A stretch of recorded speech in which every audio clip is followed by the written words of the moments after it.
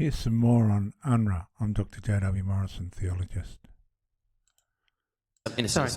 Can we just please all cool the temperature a little bit, please? I'm happy to. Now, Senator, please allow the Minister just to conclude and we'll quickly come back to your questions. I would say, Senator Faruqi, even in that question and in many questions you have asked, you persist in making telling the truth, inflammatory assertions which are not true. Minister, did you speak to Mr. Lazzarini before you made an announcement to suspend funding? I'm sorry, that's my question. Could you please answer that question? Well, you just have to wait for that question until the Minister just concludes her answer to your first question. Thank you. That is my first question. Well, okay. there was and we'll a lot. Come to it. Senator Faruqi, you made a lot of loaded assertions, and I'm entitled to respond to them, actually. This woman is a representative of Palestine, not Australia, this Marie Faruqi. And I would remind you that we have seen incidents in our community which included laying false corpses outside of MPs' offices, threatening emails and phone calls to staff in electorate offices, weaponising the imagery of deceased children, spraying fake blood on shop fronts of electorate offices. We have staff who are intimidated and threatened. And what I would say to you is your party has a responsibility, as all of us do, to not legitimise that by using inflammatory language and perpetuating untruths. Because that is what telling the truth is not inflammatory language. Okay? No one is perpetuating untruths. She's perpetuating the non-truth. I believe that Unrwa is not corrupted, where Penny Wong's saying at this stage it is, but it always has been. Because you are asserting that we have cut funding to Unrwa. You have suspended funding to Unrwa. That is what I have asserted. No. I have doubled funding to Unrwa. We have suspended, along with many other partners, in the face of serious allegations which Unrwa itself described as serious. Now, there are two truths in relation to Unrwa. The first is it is critical. It's a critical organisation. I'm sorry, Minister. Please answer the question. It's like you've been talking about without answering the question for the last 10 minutes. This woman's completely out of control. She's totally self-unaware. She's a bully. She's a standover, and Penny Wong has had enough of her. Okay. Minister, have you concluded your answer? I'm trying to conclude my answer. No, did you speak to Mr. Lazzarini before you announced the suspension of Unrwa funding? That's my question. Is that your only question, or you've got... I've got a few more. Okay, all right. We have doubled Unrwa funding. A fact that, Senator Faruqi, in your accusations, using loaded language, you never acknowledge. We have doubled core funding. The reason for that is it doesn't matter how much you give these people, they're never going to be grateful. The only funding that has been suspended, and I was very transparent about that, was funding for the flash appeal, and Ms Delaney has gone to that point. We have also increased humanitarian funding through other means to the region. Now, she wouldn't like that because Unrwa is run by Hamas. Whether Philippi Lazzarini wants to admit that or not, that's why it's gotten into trouble, because over 100 of their employees participated in the October 7th attack on Israel, innocent people in Israel. There are 2 points about Unrwa. One is it is critical. The second is that serious allegations were made. And I made the decision, and I have been upfront as Minister in relation to that component of the funding, which is a fraction, let us be clear, of the funding that we are providing to Unrwa and to the region, that I, along with other colleagues, would pause pending consideration of how Unrwa would deal with those allegations. Unrwa has appropriately put in place an internal investigation, which Senator Green has asked about. There is also a UN investigation, or a review inquiry, I can't recall the term, which Catherine Colonna, the former French minister, is heading.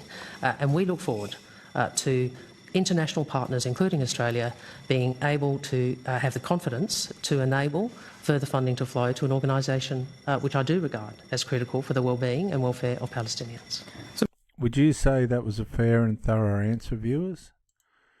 Was that a fair and thorough answer? It seemed pretty fair and thorough to me. Let's see what Maureen Faruqi says about Mrs. Wong's answer. Minister, you're refusing to answer my question. I take it that's a no. You're refusing to answer my question and trying to divert attention by making false accusations about the Greens and I. She made no false accusations about the Greens or anyone. This woman's a fanatic. There was no mention of anybody being wrong or bad. Mrs. Wong described why the funding stopped, how critical she believes Unrwa is. She's obviously a little bit naive to the corruption, how corrupt the thing really is. I mean, this lady's gone on a tirade. She's supposed to be an Australian senator. She seems to me like somebody that's trying to collect debt. A debt that Australia doesn't owe to people that have nothing to do with us. Did you speak to Mr. Lazzarini before you suspended the funding to Unrwa? No, I spoke to Mr. Lazzarini prior to the allegations becoming public when I was in Israel. So we're going to jump from that now, and we're going to go to this report on Unrwa. Came to light as a result of the war in Gaza is the indisputable ties between the UN Agency for Palestinian Refugees, UNRWA, and the Hamas terror group. Repeatedly, members of Hamas have been found to be employees of the UN agency, in some cases, even teachers. Now the Israeli Knesset is pushing back with a bill to designate UNRWA as a terror group. Joining us to discuss this bill and the role of UNRWA in general is Israeli member of Knesset, Sharon Haskel. Sharon, pleasure to have you on the show, as always. What can you tell us about this bill in the Knesset, which will designate UNRWA as a terror group? And what would this bill do, practically speaking? So the main goal, there's a few bills that were passed and they're meant to be joined together. And the main goal is to disconnect the ties between Israel and UNRWA. UNRWA is this organization that sits at the heart of the Israeli-Palestinian conflict. If we don't make major changes, reform, or close our ties with them, what happens on the 7th of October, the reality of Israelis and Palestinians is bound to happen over and over again every few years. UNRWA has a radical Islamist education system that's been radicalizing generations of Gazan and Palestinians, pushing them towards terrorist activities. They have school camps of Hamas funded by UNRWA where they teach literally babies 3 years old, 4 years old, how to stab. How can that be funded from the international community, from the United Nations contributions? And this is what Penny Wong's worried about. Penny Wong's got a bit, she's just on the edge of the iceberg. It's a bigger, massive problem, if you watch my other videos on UNRWA, than what you could comprehend or even believe. And beside that, what we've experienced on the 7th of October by UNRWA's employees, it shouldn't come to a surprise to anyone who knows this organization. There are more than 100 employees that we know that have participated on the 7th of October massacre. And if we take the list of employees and the list of the activists of Hamas, I'm absolutely certain that 70% of the employees in Gaza are either Hamas or their first family members. This is not a United Nations organization. This is not a neutral organization. The United Nations organization are bound legally to work on the principle of neutrality. You cannot tell me that this organization is like that. So better late than never. But we are passing now a legislation that will force the hand of Israel not to continue its ties with UNRWA. Because it's an organization that grooms Palestinians to and want psychologically to annihilate Israel. It produces terrorists, basically. Back to... Or you suspended funding.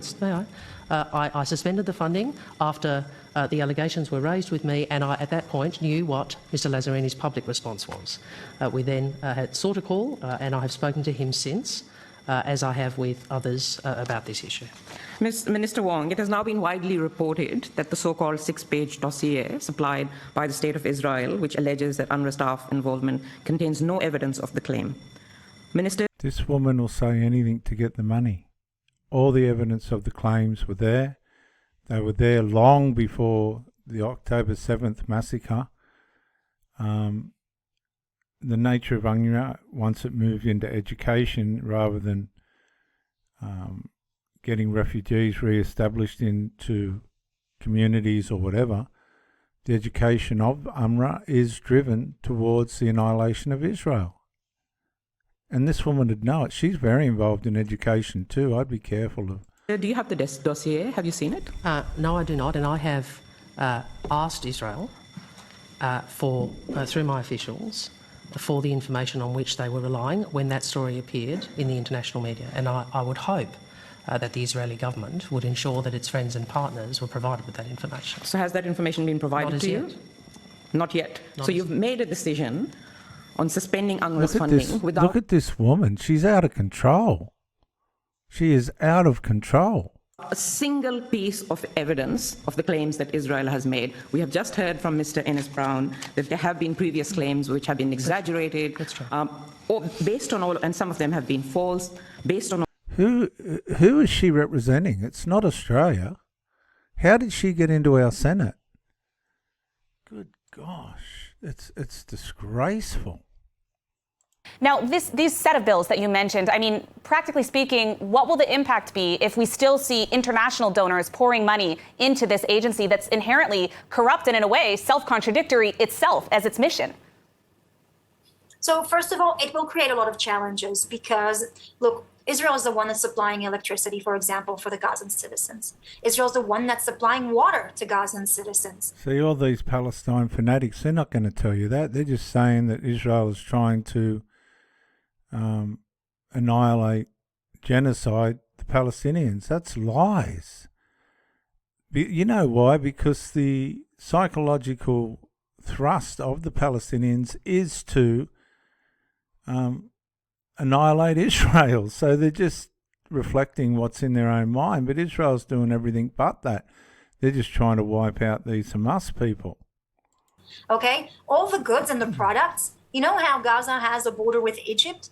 All the goods to build Gaza, to bring, commercial and food and everything, it comes, most of it, from the Israeli border. The reason for that is it's because Egypt wants absolutely nothing to do with the Palestinians. As a matter of fact, Egypt will shoot them if they try and cross the border. Is trying to communicate or trying to pass its own goods or anything like that, which we know is Hamas. We know these goods are ending up in the hands of Hamas for their own political gain, because through that they're still controlling the population. The humanitarian aid doesn't go to the poor Palestinians, it goes first to Hamas.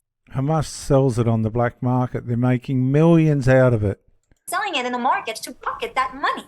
While their people are starving and they're trying to blame Israel. The whole thing's upside down. People aren't doing their homework. It's out of control. So with creating most of these challenges on the communication or the cooperation between Unrwa and Israel, it will create many, many difficulties for these organizations. It means that they're going to have to go through, a serious build-up of infrastructure, etc., which is almost incapable of being built because we know most of the funds, most of the money, most of the equipment that come is being sold by Hamas later on in the international market or the local market, which means it's not going to go anywhere. So it's really putting a serious barrier. Now, we are almost out of time, but I wanted to ask you about Unrwa more generally. What is this organization's objective, and why do we continue to see this collusion with terrorists? I mean, you mentioned 100 members of Hamas took part in the October 7th massacre, are employees of Unrwa. How is this happening? Well, it's happening because, by nature, the Palestinians, the fanatical Palestinians, the leaders, people with any kind of authority, usually are terrorists. So UNRWA is not a refugee organization. That's the greatest mistake that everyone does. I mean, look on the UNHCR. That's a real refugee organization. Their goal are either to resettle, the refugees back into the origin, back into their homes or to the lands around their country, or to absorb them in other countries and basically find a better life for them. Like Germany accepted almost 1 million Syrian refugees. Which they regret now. They wish they hadn't have done it now. Belgium and France and many other countries. Everywhere they've gone, they've brought ruin and destruction. That's the goal of UNHCR. These are the goals of a normal refugee organization. UNRWA is the exact opposite. UNRWA hasn't resettled or absorbed a single Palestinian refugee. On the contrary, on a contrast to the regular refugee definition of someone who's being displaced or persecuted is being considered a refugee, UNRWA's definition is inheritable. It means that even if your great-great-great-grandfather was a refugee, you still inherit whether you were displaced or not, whether you're poor or a millionaire, whether you even have a German citizenship, you are still being considered a refugee because it's profitable. They made this refugee status a social package that is profitable for them to hold. So what they're doing is they're just accumulating the numbers of refugees, this is UNRWA, to make it look like it's absolutely necessary for the money to go to it, when it's not. It's being used for terrorism. I don't support UNRWA, and I don't know. Well, I've learnt more about it in the last 2 weeks, and I'm horrified. And we've got people in the Senate that are holding Australia accountable as if we owe them something. These people need to have there needs to be a royal commission into why we're giving money to terrorist organisations. All of that, don't you think it is irresponsible for a government to suspend funding for a main UN agency? And you have yourself said that reports from the UN say that 400,000 Palestinians in Gaza are starving and 1 million are at a risk of starvation. Is it not irresponsible to just suspend funding without even talking to the chief of the agency, without having a shred of evidence? Is this how you make decisions? So what you're dealing with here is a Muslim Islamic fanatic. It's obvious. It's obvious. She'd have to know what's going on in Unrwa, and she's trying to make us, the taxpayers, accountable. No. Without any evidence, without speaking to the people who are being impacted, that is highly irresponsible and reckless. And is this? It's not highly irresponsible. Penny Wong told her the reasons why, and she doesn't want to hear it. She's completely self-unaware. Pattern of how your decisions are made? No. I don't agree with your multiple characterisations. I think two things. But you have just said you didn't speak to Mr. Lazzarini. Okay. She's a very rude woman, this Maureen Farquhar. Said you have no evidence from Israel. Penny Wong's had enough of her. She's driven Penny Wong round the bend. Okay. Can we speak with some courtesy? Okay, thank you, everyone. Can I have some courtesy? I extended you courtesy. Minister has the right to reply. I think you're the one who are discourteous. Senator, come on. Senator. Penny Wong hasn't raised a voice or been discourteous, and this Maureen Farquhar is accusing her of being rude. I listened to a very long question with a lot of false accusations. All right, Or erroneous Minister, accusations. you have the call. I would make a few points. Mr. Lazzarini sacked a number of his staff. He put out a statement which my recollection said serious allegations to be investigated, to be considered by Unrwa. So I would say to you, Unrwa itself demonstrated concern about the actions. Secondly, it would be nice at some point, Senator, if you could acknowledge that this Labor government has doubled funding to Unrwa. As yet, I have never heard you say that. Well, she's not going to hear her say that, because it doesn't matter how much you give these people, it's never, ever, ever, ever, ever going to be enough. And it's our taxpayers' money.